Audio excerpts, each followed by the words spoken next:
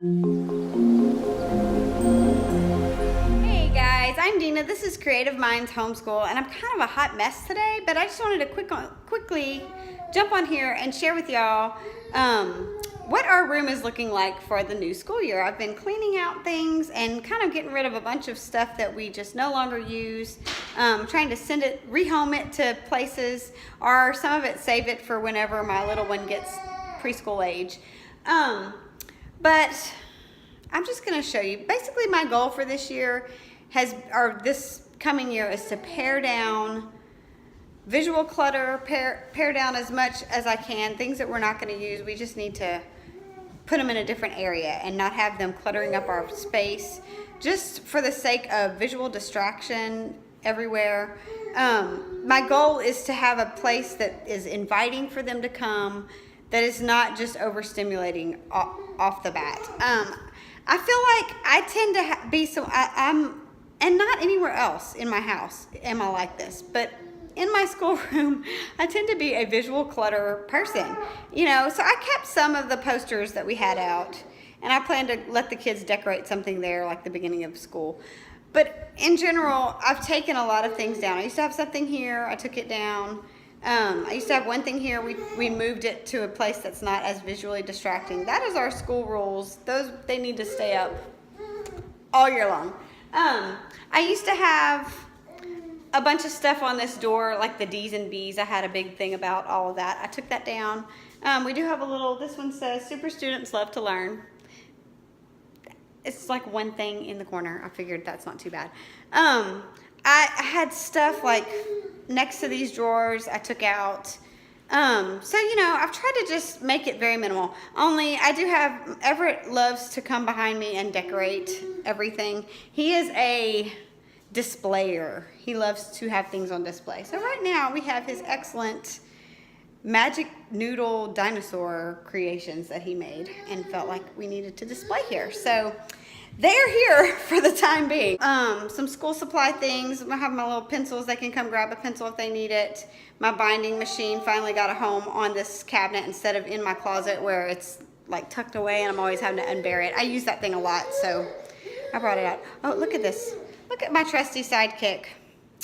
What are you doing? What are you doing? Say hi, everybody.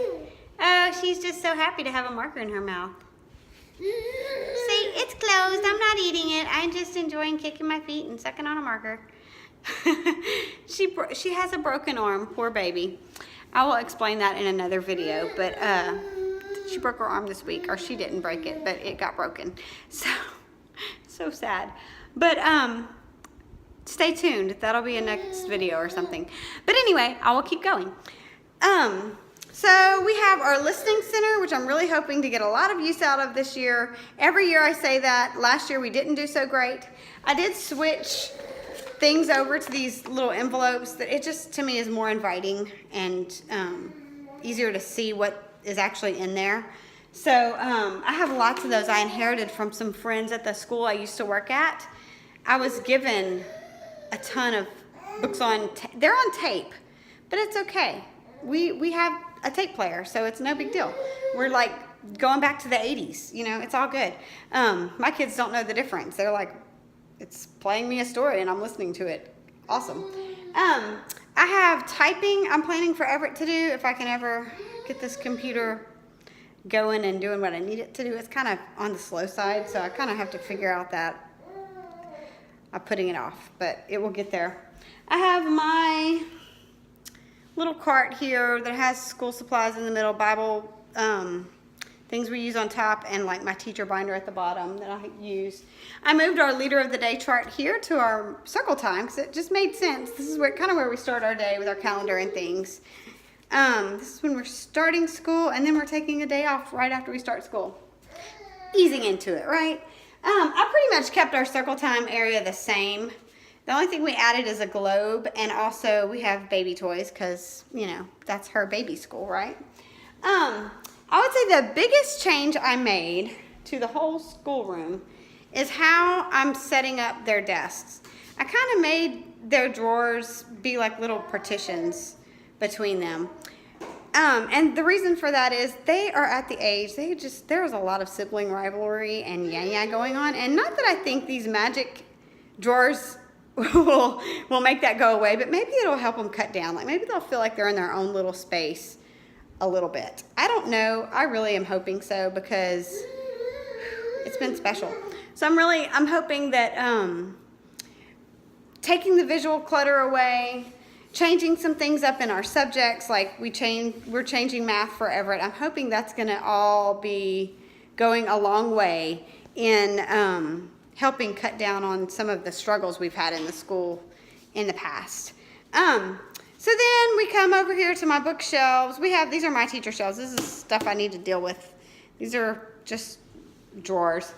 Current, what we're using, or what we will be using this coming year, read alouds that we will use during the school year, math bucket, history bucket, geography bucket, art bucket, and I need to make a science bucket apparently.